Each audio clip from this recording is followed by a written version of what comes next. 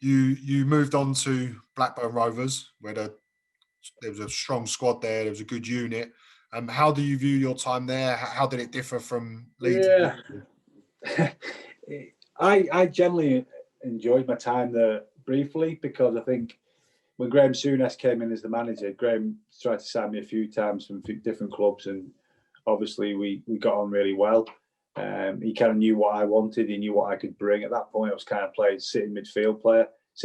So it kind of suited me because my injuries were stacking up as well. So I could just sit in front of the people and kind of defend and help.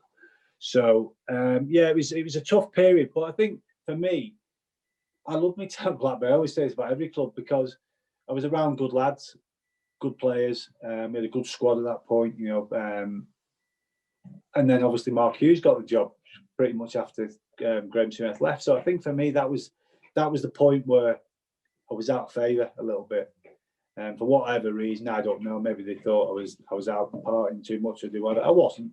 Well, that's how sometimes people see it. No, Dominic Matteo, he liked to drink. He was out last night. I wasn't. That wasn't the time for me for partying. Was when we were doing badly, or trying to improve as a player. That's not the way I did things. But I fell out of favour at Blackburn. John Williams, who was the chief executive at the time, did a brilliant deal in getting me there and really looked after me.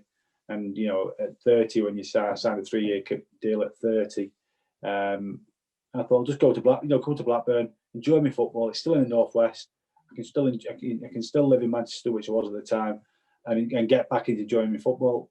And then, obviously, like I just mentioned, I have to move clubs. Well, not move club, but I have to. I know I'm not going to be playing much, so I had to adapt to that, which was tough for me, because I was just kind of finding my feet at Blackburn, getting a bit of form, and then Mark came in and obviously had different ideas of the way he wanted to play and the players he wanted in. So I wasn't in them plans. That's football.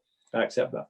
As a kind of skipping forward a little bit just to ask this question, when you're retired, and I don't know if this ever happens, but do you ever bump into a Mark Hughes or a manager that you've not been in favour with and say, what was it? What did I miss that you didn't fancy, or is there anything? I think. Well, listen, it could be as simple as I played for Man. I was from Liverpool. He was Man United. Who knows? I don't know. I generally don't know. It's not the kind of question I'd kind of ask. But I think some players, some managers, have got different ideas to what you believe in and the way you want to play. Mark was a really good coach. The lads were really fit. He tried to do the right thing. I think with Mark, he could only take the club so far, wherever he was. That was his kind of job. If you look at his career, great player. What a player. I mean, you've got to say that. He was an incredible player. But managerial, yeah, good jobs. Got Blackburn into Europe. Did really well in that. I think all managers get to a point where they've taken the club as far as they can at times, don't they? Even the great managers have that you get to a point where it's like, right, it's time.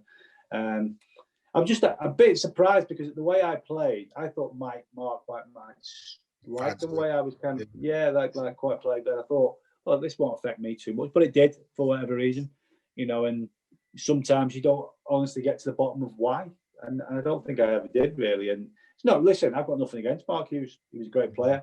He's done a good job as a manager.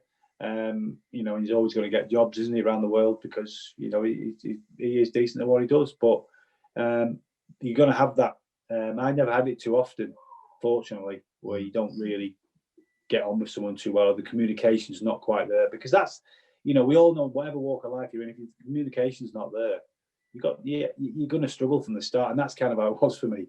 And then obviously we went on loan to Stoke after that, under Pulis, which was interesting times again. But obviously we got promoted, so I've got to take a little bit of a positive out of that in the end.